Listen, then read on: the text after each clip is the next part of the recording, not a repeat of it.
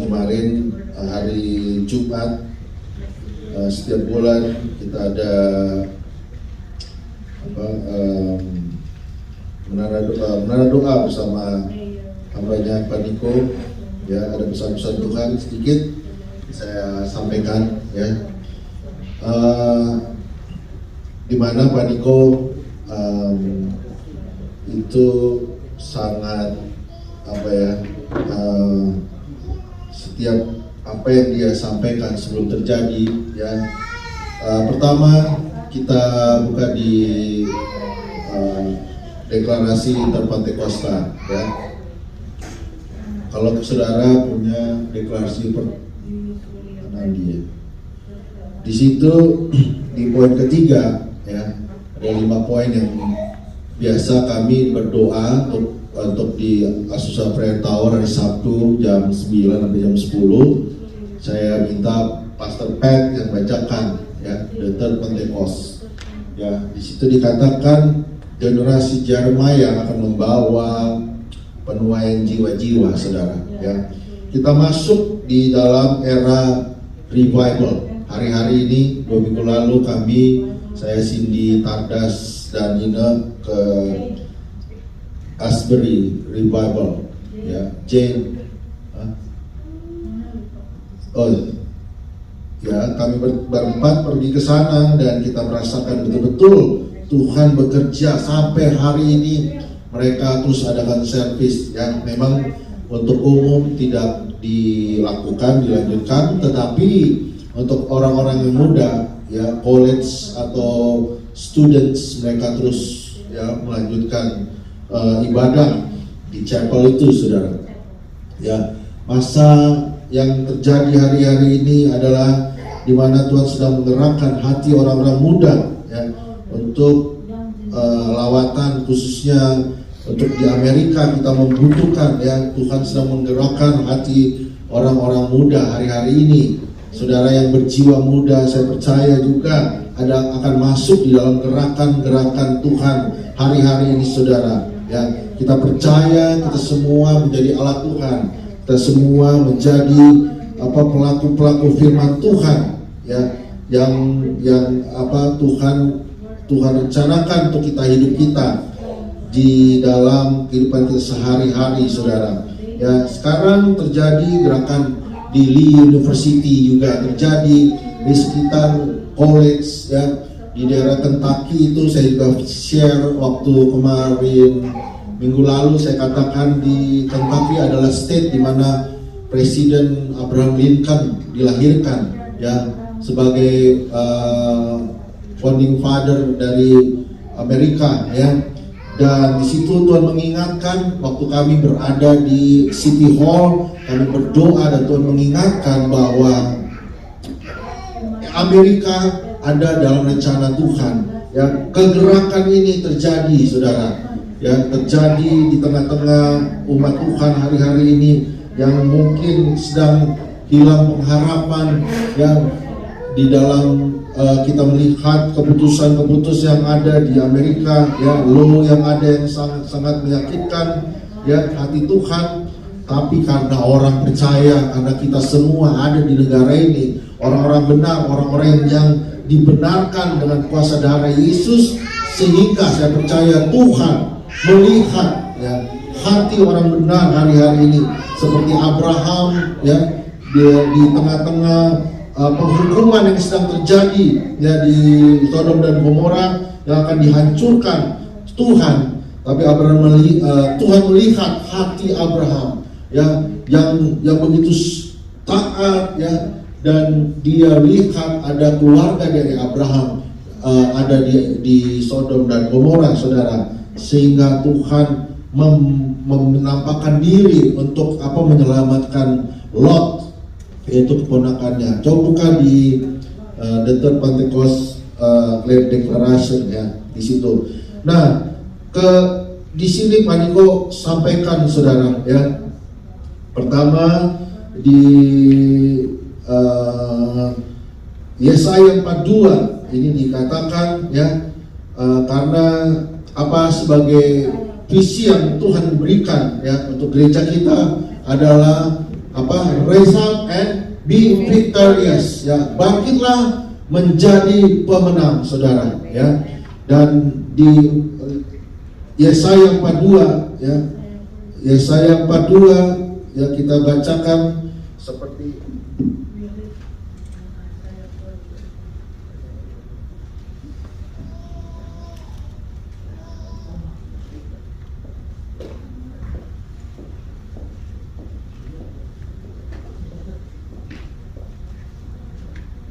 ayat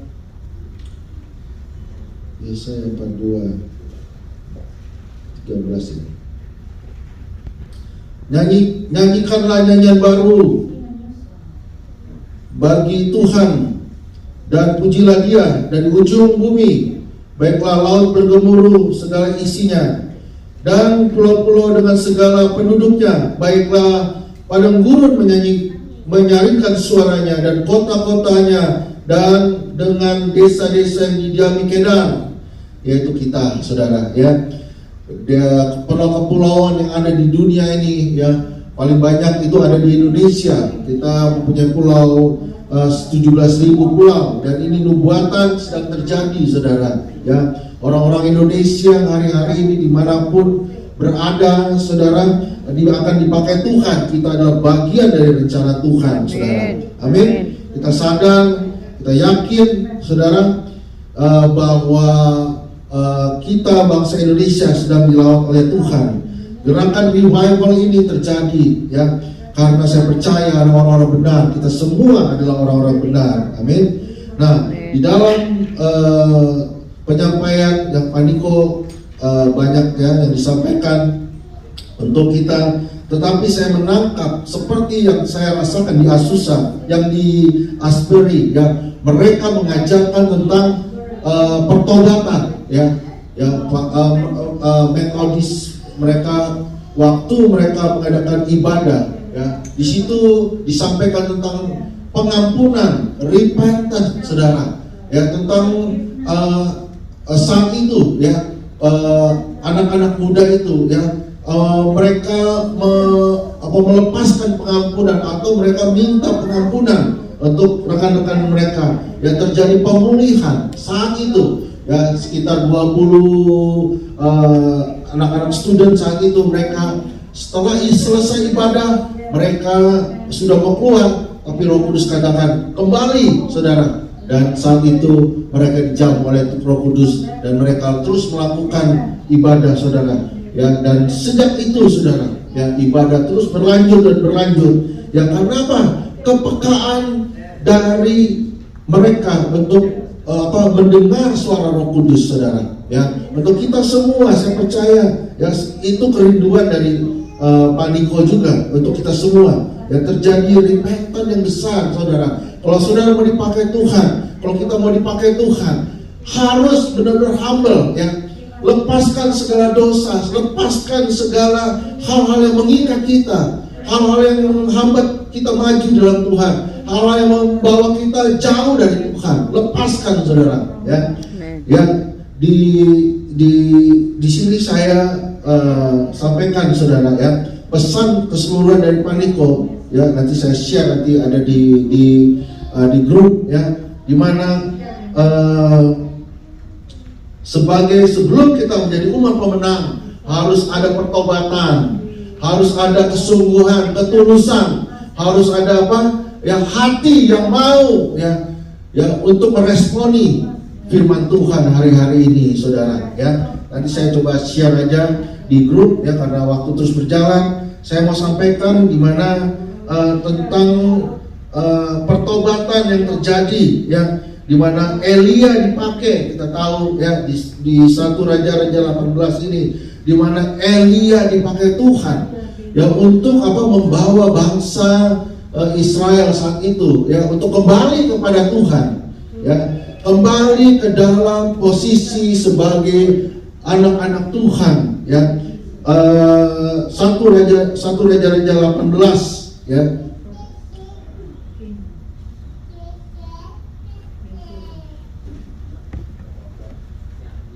Satu Raja-Raja 18, ya, 1 Raja 18, di mana di sini dikatakan Elia ya melihat ya keadaan Israel hari-hari itu. Kalau saya mau sampaikan bahwa Israel itu kenal Tuhan, Israel itu sudah pernah melihat Tuhan, kedahsyatan Tuhan, ya, keagungan Tuhan. Waktu mereka keluar dari Mesir, ya, waktu mereka keluar dari Mesir, di situ tangan Tuhan, ada tiang api, tiang awan. Mereka melihat pekerjaan Tuhan yang dahsyat. Mereka merasakan, mengalami mujizat Tuhan.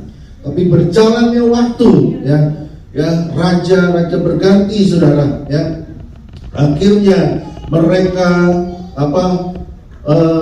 mengenal namanya Baal. Di sini katakan, saudara, ya, kalau kita mau baca, ya, ada di mulai ayat 20, ya, di mana Raja Ahab, ya, yang membawa bangsa Israel, yaitu untuk menyembah Baal, saudara, ya. Dia orang Israel, dia tahu Tuhan, dia tahu Allahnya, Allah Yahweh, saudara. Tetapi karena dia menikah dengan siapa? Isabel, ya, sehingga mereka menyembah Baal, saudara, ya. Ada dua, mereka menyembah Tuhan dan mereka menyembah Baal.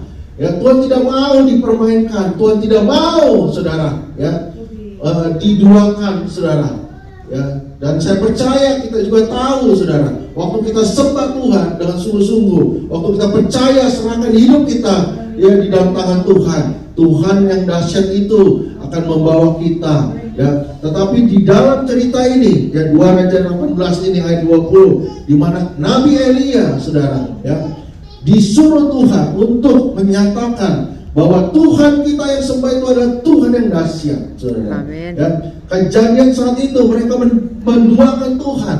Ada Baal yang mereka sembah, ya. Ada nabi-nabi yang saat itu yang bukan dari Tuhan, saudara, ya.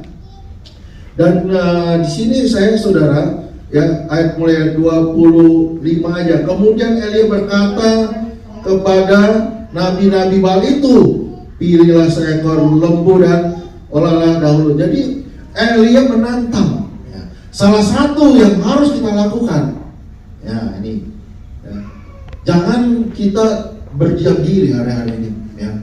Seperti Elia, kita harus lawan nabi-nabi Baal itu, saudara, ya. Tentunya dengan hikmat dari kuasa saya, ya. Sebab itu saya bacakan aja. Sebab ayat Roma 12. Karena itu, saudara-saudara, aku menasihatkan kamu supaya kamu mempersembahkan tubuhmu sebagai persembahan yang hidup, yang kudus, yang berkenan kepada Allah. Itulah ibadahmu yang sejati. Amin. Jangan kalah kamu menjadi serupa dengan dunia ini, tetapi berubahlah oleh pembaharuan budimu, sehingga kamu dapat membedakan mana kehendak Allah yang baik dan yang berkenan kepada Allah yang sempurna. Haleluya. Sedikit, ya, pertobatan, istilah untuk kita katakan, kita, saudara, saya percaya saudara sudah diselamatkan oleh Tuhan, tapi perlu pertobatkan setiap hari. Perlu pengampunan dan setiap hari. Diperlukan, saudara. Saya percaya di dalam tubuh kita ada tubuh, jiwa, dan roh kita. Roh kita itu sudah ada bersama Tuhan. Roh kita itu sudah ditebus dalam kuasa darah Yesus, adalah milik kepunyaan Tuhan. Ya. Dan jiwa dan tubuh ini diperlukan untuk pertobatan hari lepas hari. Ya, sepanjang hidup kita, sepanjang kita bernafas, sepanjang kita ada di bumi ini, kita harus meresponi kalau Tuhan tegur kita, kalau Roh Kudus yang ada dalam hidup kita itu menegur kita, entah itu kita mengatakan sesuatu yang salah, atau kita memikirkan sesuatu, atau itu tindakan kita yang tidak berkenan kepada Tuhan, ya, kita harus responi dengan benar, saudara. Ya, karena tubuh kita membutuhkan pertobatan, saudara.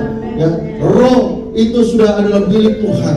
Makanya firman Tuhan katakan itu sebenarnya kita tidak membutuhkan lagi, saudara, yaitu sekali kita diselamatkan, sesungguhnya kita pasti sudah diselamatkan. Tapi tubuh kita ini kadang-kadang memberontak.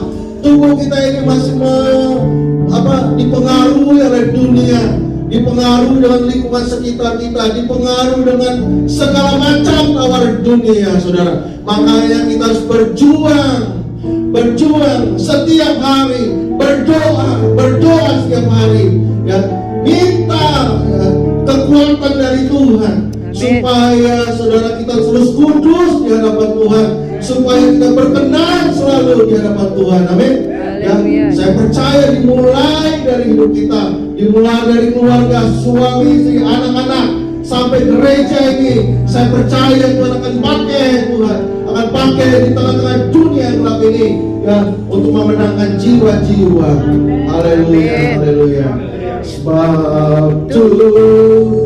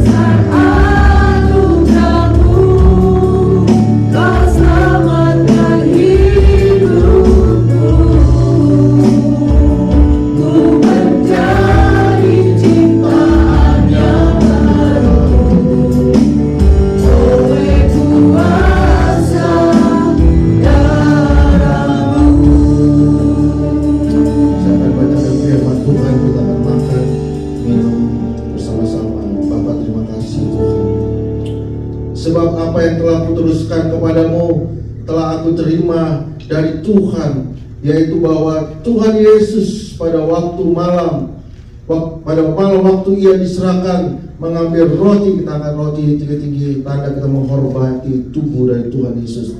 Dan sesudah itu ia mengucap syukur atasnya, ia memecah-mecahkannya dan berkata, inilah tubuhku yang diserahkan bagi kamu, perbuatlah ini menjadi peringatan akan aku. Saudara-saudara dikasih Tuhan, bukankah roti yang kita pecah-pecahkan ini adalah ucapan syukur kita, persembahan kita dengan tubuh Kristus dalam nama Yesus. Makan dengan iman dalam nama Yesus. Terima kasih Tuhan. Terima kasih tubuhmu dihancurkan Tuhan untuk kami, supaya kami beroleh keselamatan itu Tuhan. Terima kasih. Demikian juga ia mengambil cawan sesudah makan lalu berkata, angkat cawan itu tinggi, tanda kita menghormati darah dari Tuhan Yesus. Cawan ini adalah perjanjian baru yang dimeteraikan oleh darahku. Perbuatlah ini setiap kali kamu meminumnya menjadi peringatan akan aku. Saudara yang dikasih Tuhan, bukankah cawan ucapan syukur yang atasnya kita ucapan syukur adalah persekutuan kita dengan darah Kristus. Dalam nama Yesus, minum dalam nama Yesus. Terima kasih Tuhan. Terima kasih, ucapkan syukur dan penebusan yang Tuhan sudah berikan untuk kita semua. Terima kasih Tuhan. Hidup yang baru Tuhan sudah berikan. Haleluya. Terima kasih Tuhan. Daripada Allah berkata, sehingga tersakitan tidak menimpa aku. Terimalah berkat damai sejahtera berkat Bapa di surga berlimpah-limpah, kasih kuasa di Tuhan Yesus Kristus, penyertaan mujizat setiap kita hari ini selama-lamanya dalam nama Yesus. Terima berkat Tuhan. Haleluya. Amin.